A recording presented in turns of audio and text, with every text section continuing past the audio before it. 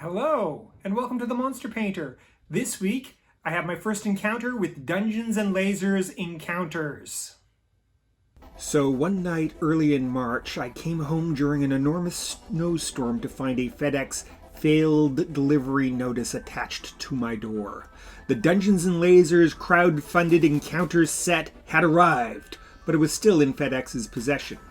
Too excited to wait for FedEx to redeliver, I set out on an epic cross-town journey to the FedEx shipping center to claim my 10-kilogram package of tabletop fun. Right, so at last I had the big brown box in my hot little hands, a truly epic mass of miniature plastic fun.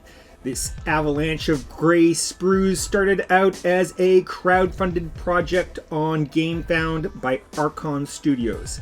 Archon Studios was founded in 2014 and has successfully worked the crowdfunding model with over a dozen successful campaigns, and they're building quite a reputation for quality miniatures at an attractive price. So, when they launched their third Dungeons & Lasers campaign, I dropped the hammer, getting the Adventurer Pledge, which was one of each of the 4 core boxes plus all those juicy stretch goals for just €149 or about $225 Canadian. A solid deal. Later, I added on the stretch goals from their 2 previous Dungeons & Lasers campaigns for an additional €58, bringing my total to around $320 Canadian, with the Canadian government tacking on another $50 in duties. Still, a pretty solid deal. I can't complain. And now, here I am with no less than 14 boxes of tabletop fun. Definitely more than a little overwhelming, but I have to start somewhere, and I think that somewhere will be with the Super Stretch Goals Box 1. Why not? Time to get the ball rolling and open up that Super Stretch Goals box. And to absolutely no one's surprise, it is full of plastic sprues. Rigid, hard plastic sprues that are not at all super stretchy. There is a whole bunch of them, and now I have to face them with the snips and the glue. Obviously, the first step is to clip all these bad boys off their respective sprues. A simple, straightforward step. None of these models are too complex, and so nothing is particularly challenging here. It's nice, easy peasy work. Naturally, the next step is to take the trusty old utility knife and clean up and remove all the excess plastic. Just remember to be mindful and attentive during this step. Putting together models does not require a blood sacrifice, so pay attention and try not to cut yourself. Now, that Dwarven Gate is a simple 2-part model, and its assembly is a no-brainer. That cannot be said for the rest of the models in this kit. Archon Studios does provide an online guide to their assembly, which you can access by scanning one of those thingies on the packaging. Honestly, I couldn't be bothered. Instead, I preferred to treat each model like a little puzzle. I dry fitted everything together first and made sure I understood how all the parts went together before I broke out the glue. This little dancing tree is quite a sophisticated sculpture, so care and patience are crucial in its assembly. Next up is our great big lady. She is a storm giant and a fairly complex model, and I cannot stress enough that you should dry fit everything together first. You will avoid a lot of frustration and grief if you take the time to figure out how to assemble the model before you uncap the glue. Otherwise, she goes together pretty straightforwardly. On to the Spirit Tree. It is a fairly simple 4-part model. The real trick to this one is positioning the foliage so that it attaches to the branches properly. Otherwise, it's one of the more simple models in the kit. That being said, a ghost tree is a strange concept, and I don't know where I'm going to use it. It's little wonder that Archon Studios is coming out with its own Dungeons & Dragons setting to answer these kinds of puzzling questions. easily the most complex and heavily detailed model in the whole kit is the merchant wagon and the horse. Assembly is a bit of a trick, and you have to think through the order which you put things together in. It is definitely the most challenging model to assemble, so once again, patience and proper understanding are a must. As a caution, I must warn you that when I was dry fitting things together, the components that attach the horse and the wagon together jammed, and when I tried to get them apart, they broke and remained jammed in the wrong position. The result is the horse and wagon will never be united as one model, which is okay. I kind of prefer them as separate parts.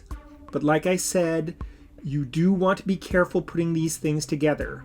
Learn from my mistakes and be extra cautious when it comes time to attach the horse to the wagon.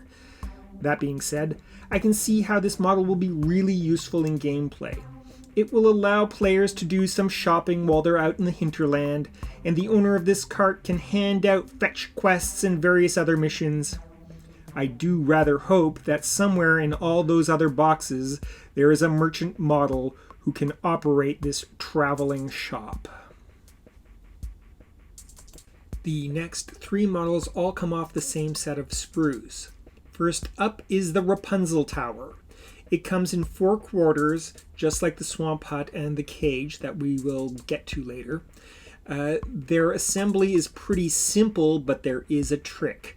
These models are a little prone to gaps, and if you do not thoroughly scrape off all the excess plastic on these parts, the gaps will be exaggerated.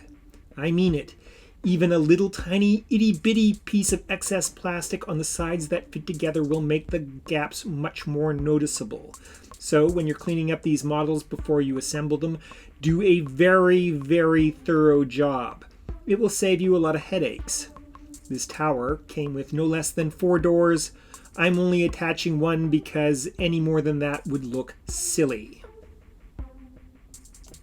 And here we get not 1, but 2 A-frame huts. Assembly is nice and simple. Their geometry is nice and simple. And because of that, these A-frames are going to be solid, sturdy little models when they're finished. They are the perfect place for a mighty Viking to lay his weary head after a long day of pillaging the Irish coastline. On to the Swamp Hut. And just like the Rapunzel Tower, it is a 4-part model. And just like the Rapunzel Tower, it is very important to clean off every bit of excess plastic where the model fits together. Again, any excess plastic left on the model will exaggerate the gaps where it fits together. So cleaning them up properly is crucial. Otherwise, this thing assembles really simply. These models are all assembled with plastic glue, which is great. It makes for a solid, quick bond. But again, you have to be careful because plastic glue is a lot harder to get apart if anything goes wrong. And finally, we come to the little cage. The only trick to this one is I won't be fully assembling it at this stage.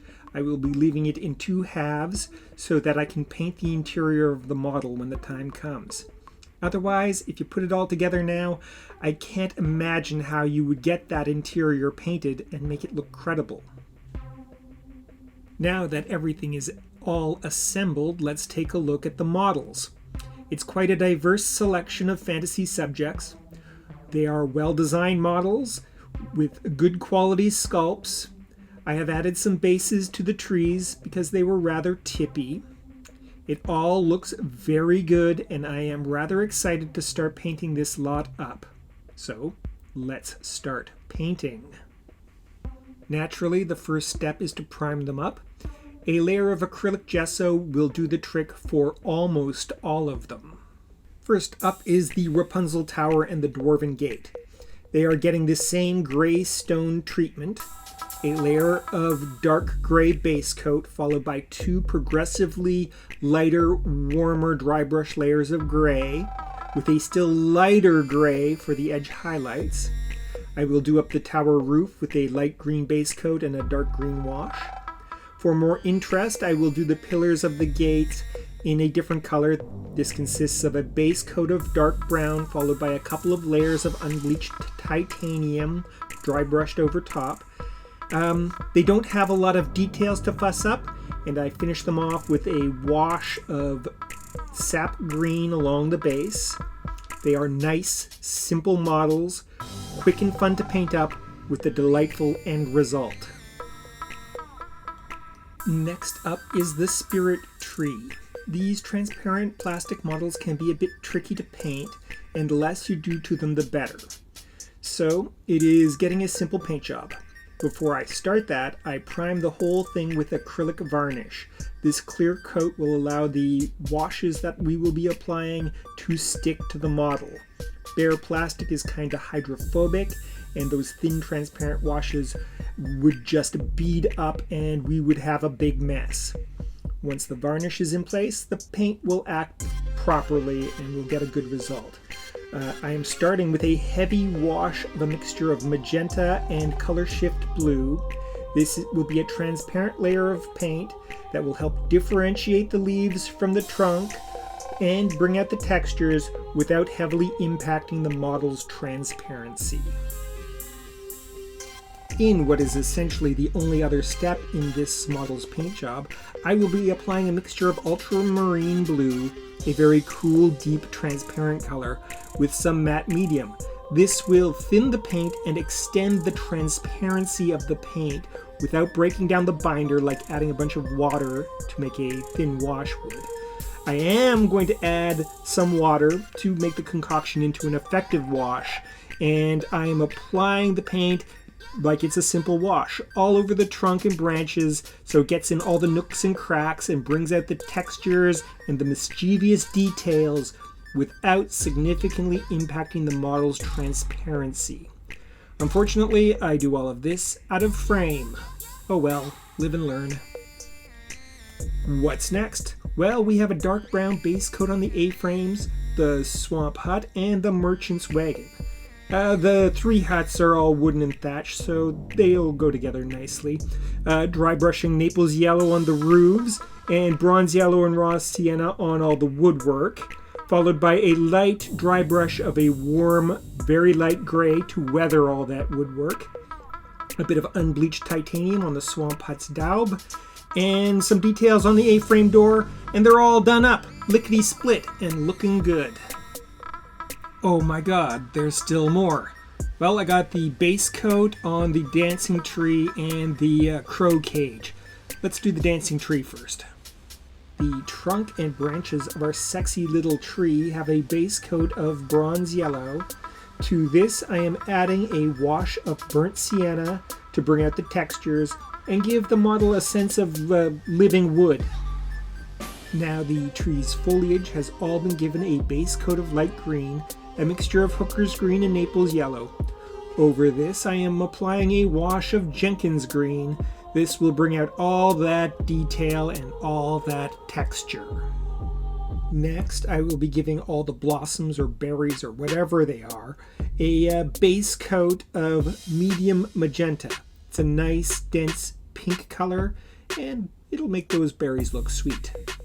I will finish off those blossoms with a wash of cobalt violet, a deep, intense red-purple color. It'll bring out the berryness of the blossoms, for sure.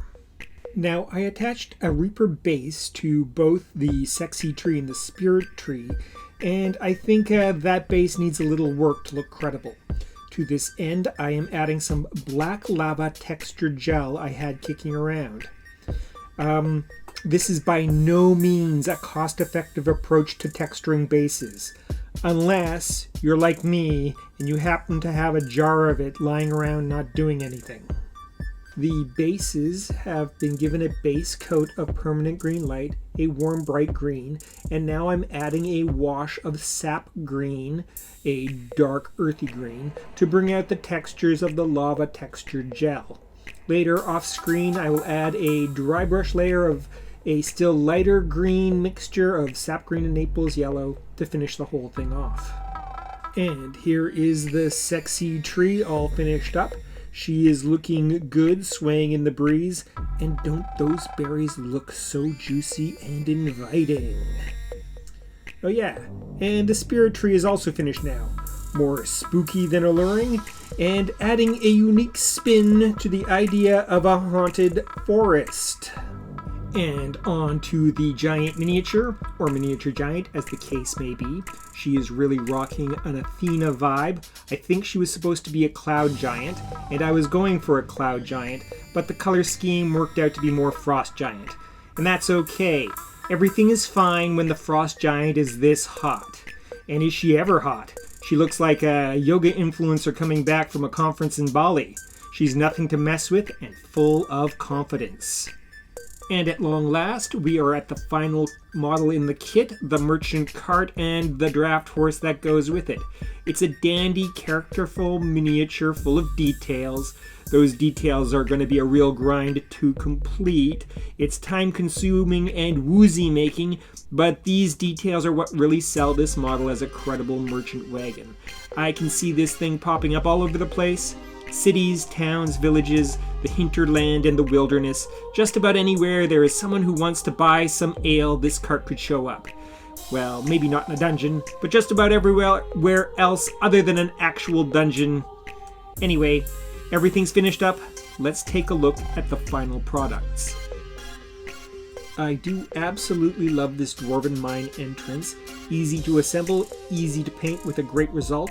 It's going to end up as the gate of Old Beard Town, the Dwarven district of in the ruins of Felstad, so it's going to hit many a Frostgrave table. I am a big fan of folklore, and this Rapunzel Tower absolutely epitomizes fairy tale kind of terrain. I can see many a princess needing rescue from this cruel and lonely prison. The two A-frame huts are excellent, both flavorful and evocative of a particular period, and versatile enough to get a lot of use. While they strike me as all Viking, I can't imagine a fantasy village these two modest dwellings couldn't help fill out. The spirit tree is very distinctive, and while not very versatile, it will definitely spark up any scene that it appears in. Our pretty girl tree should be able to handle a feature role and, just as easily, blend into the foliage and fill out the background of the setting. Obviously, the cage is a very suitable, very proper piece of dungeon furniture. And I suspect the swamp hut is going to fit in very well with the Swamps of Doom box once I get that clipped off its sprues and all put together. I am not sure I will get a lot of use out of the big sexy giant, but when she does make an appearance, she will definitely strike fear into the hearts of mortal men. The most difficult model to build and the most challenging to paint, it might be the most useful. Selling potions and buying up loot, handing out fetch quests, disclosing secrets and revealing clues. This sturdy little wagon will be as full of useful plot devices as it is full of quality ale at a reasonable price, appearing wherever there is coin to be made and a story to be pushed along. Wow, that's been a really long episode so far. And you've made it this far, so you must be a regular viewer of The Monster Painter. Well, I have a treat for you. Your chance to win a genuine Monster Painter t-shirt. All you have to do is leave a comment in the comment section below, include the word contest in the comments so I know that you want a chance to win this lovely t-shirt, and then next week I will draw from the hat a name from all the commenters who have used the word contest in their comment, and they will win either the fabulous t-shirt or possibly this math rock bag. And isn't that fantastic? But I know what longtime viewers of The Monster Painter really want. They want a monster fight. This fight will pit the dreaded Prince of Death, a classic Warhammer Fantasy Wraith King, against a hideous and bizarre Xenomorph. The model is an old War Machine Hordes miniature of some sort. Who will win? The dice will decide. The bones have spoken. Now let's watch it play out in the ring. It is time to face death. You'll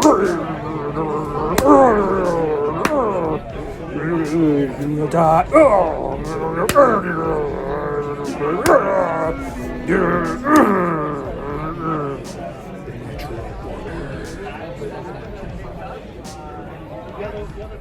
And death has defeated mutation. The natural order has been restored. Thank you, Prince of Death. Wow, that was quite the episode of The Monster Painter. But it sure took a long time to make. It sure did take a long time to make. Either I have to come up with easier content or a quicker way of making these videos. Yeah, you probably do. But good luck with that.